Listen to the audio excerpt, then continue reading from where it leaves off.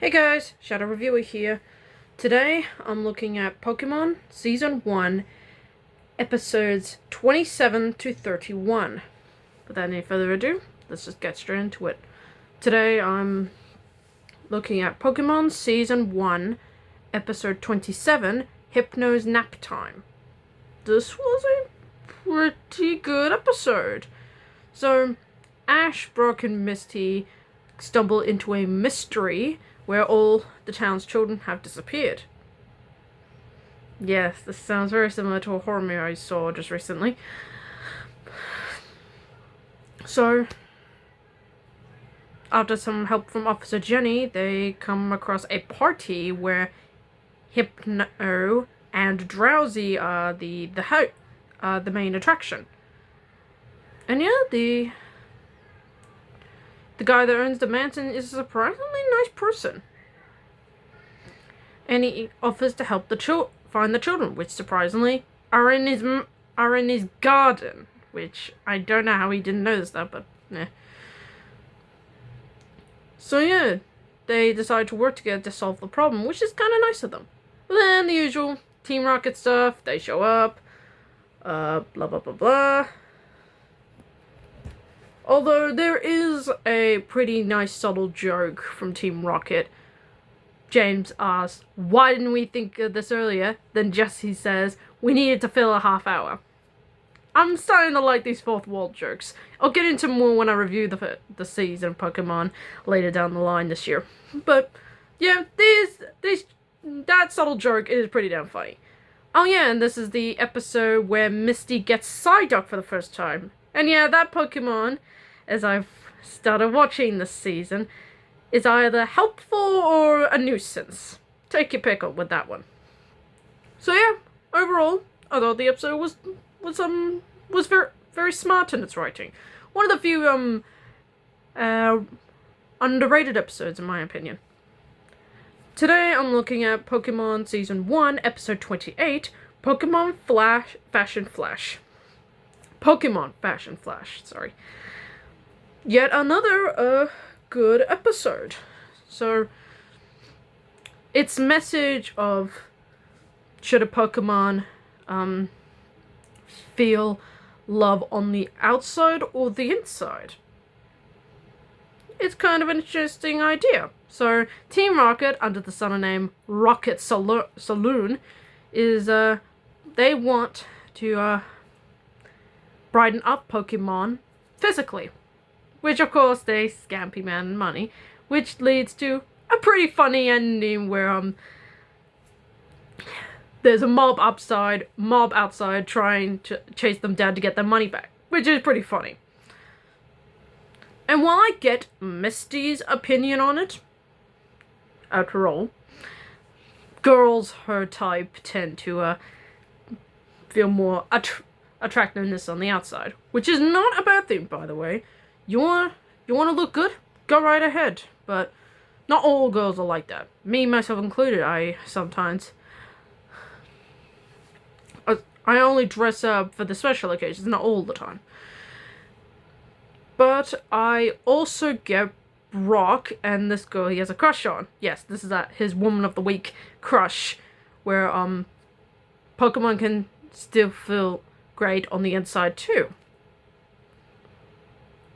And I like this back and forth fight. So it's a pretty good written episode about is beauty on the inside or the outside. And they both have good legit points. Oh yeah, and this is the episode where Brock gets a Vulpix, which is honestly one of the cuter Pokemon I've seen. One of the cute fire types, actually. So overall, a pretty solid episode. Today I'm looking at Pokemon Season 1, Episode 29, the Punchy Pokemon. This episode's a mixed bag for me. So I'll get the good stuff out of the way. This is the second and final, yes, final appearance of Primeape. And unlike the last episode where I didn't refuse to listen to Ash, this is where Primeape shines. Okay, so Ash, Brock, and Misty come across a Hypno-chan, who's the Pokemon of a trainer who's into boxing. hence the boxing gloves. So, the trainer's daughter tries to recruit Ash in the game to get her father to lose so he can come home. Which kind of makes him a douchey parent. I mean, I get it. Pursue your passion and all that, but family always comes first, man. Maybe your daughter's better off without you. So yeah, this is where Primeape comes in, and he is on fire. Oh yeah, and Team Rocket enter by stealing another guy's Hitmonlee. And yeah, they cheat their way out of it, which is the typical Team Rocket stuff. But at least it ends on a funny note. Oh yeah, there's a fourth wall break joke in here. I've forgotten what it was. Who knows, maybe I'll bring it up one day.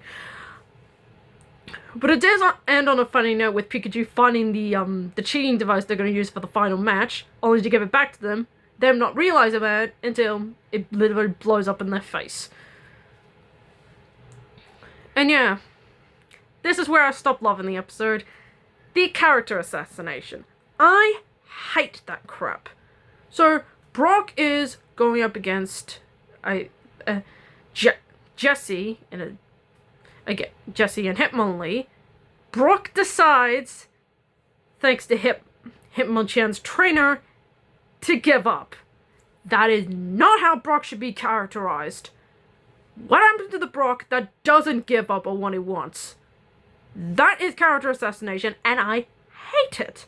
Oh, and speaking of which, Ash decides to give Primeape to the trainer that forced Brock to give up. That's really stupid.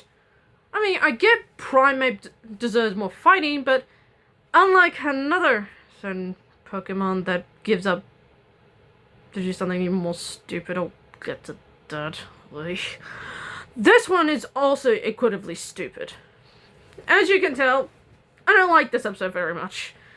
The Brock character assassination was butchered, and Primeape leaving at the end pretty much makes capturing Primeape freaking pointless.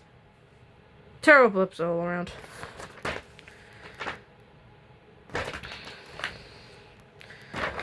Just give me a sec. Today I'm looking at Pokemon Season 1, Episode 30, Sparks Fly for Magnemite. This is an okay episode. This is the episode where Muck first appears and Ash catches it. There's another fourth wall break in there. I've forgotten about that one too, but yeah, it's just Ash, Brock, and Misty coming to a town that pretty much gets all their power sucked out.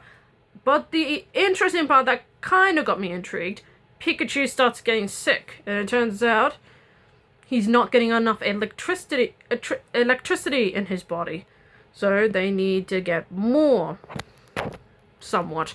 Yeah, that was probably the only thing I kind of liked about the episode, but it gets resolved at the end, so it's just a meh episode. That's pretty much it. So yeah, not a lot to say. At least the Pikachu stuff is somewhat interesting. Today I'm looking at Pokemon Season 1, Episode 31, Dig Those Diglett. So yeah, Ash, Brock, and Misty come into a town that's under construction, and they're being attacked by Diglett. Those little Pokemon that pop their heads out of the ground. Oh yeah, Gary appears here. Beats me. All he does is bully Ash and just disappear. I don't know. But I do like the message about nature. And the head of construction, realizes why Diglett and everybody's Pokemon don't want to destroy the beautifulness of the forest. That's somewhat interesting. Pretty subtle. And yes, this is the episode where Jesse's Arbok evolves... Jesse's Atkins evolves into Arbok, and James's coughing evolves into wheezing. That is probably the only thing about this episode that I fondly remember. So yeah, it's kind of a pass-by episode. Not terrible. The part about Jesse and James's Pokemon evolving is the one memorable thing I liked, but the rest of it is just meh. And that's the end of the video, folks. I hope you like it. Give me a thumbs up, like and comment and subscribe, and I hope to get more videos out like this. And speaking of which, tomorrow I got us a gym battle episode. Yeah, it's been, what, 2 days? And this one is surprisingly good. Pokemon Season 1, Episode 32, The Ninja Poke Showdown. Until then, I'm the Shadow Reviewer, signing off.